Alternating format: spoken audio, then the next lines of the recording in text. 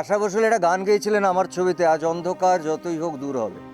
আশাজি গানটা গেয়েছিলেন, আর.ডি বর্মনের মিউজিক ছিল, ছবিটার পরিচালনা প্রযোজনা আমি করেছিলাম, পুরুষোত্তম ছবির নাম। ছবিটার গানটার লাইন ছিল আজ অন্ধকার যতই হোক দূর হবে। গানটা তোমরা ইউটিউবে পেয়ে যাবে। আমার কাছে অদ্ভুত যে জায়গা রয়েছে, ছোটোবেলার থেকে আশা বসুলের ফ্যান, আর.ডি বর্মনেরও বিশাল ফ্যান, তারা আমার ছবির মিউজিক করছেন, গান গাইতে আসছেন। ওই মুহূর্তটা আমার কাছে, অবশ্যই ছোটোবেলায় এদেরকে আমি দেখেছি প্রচুর, সেটা আমার বাবার জন্যে। আশাজি আমাকে অসম্ভব স্নেহ করতেন।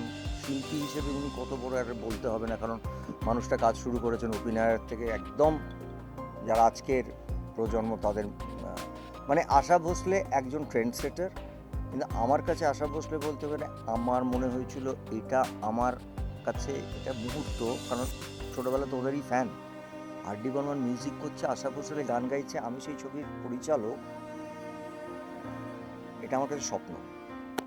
তো আমার মনে হয় কোটি কোটি মানুষ, কোটি কোটি তারও বেশি, আমার বাবারও প্রচুর ছবি থেকে হিট গান আছে, আমারও বাংলা ছবিতে, মানে আমি লিভ দিইনি ঠিকই, আমার নায়িকারা দিয়েছেন, কিন্তু প্রচুর হিট গান আছে। আর আজও যদি দেখা যায় আশা দিদির সেই গানগুলো কিন্তু প্রচুর পপুলার এবং শোনেন, তার রিমিক্স হচ্ছে, তাকে ঘোরা, সো দে আর অলওয়েজ দেয়ার। গলাটা থেকে যাবে, আশা ভোসলে থেকে যাবেন, এবং তার গলার যে প্যাটার্ন সেটা কারোর সাথে মিলতো না।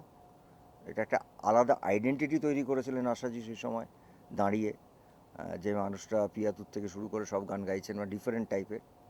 সো এটা একটা বড় লস।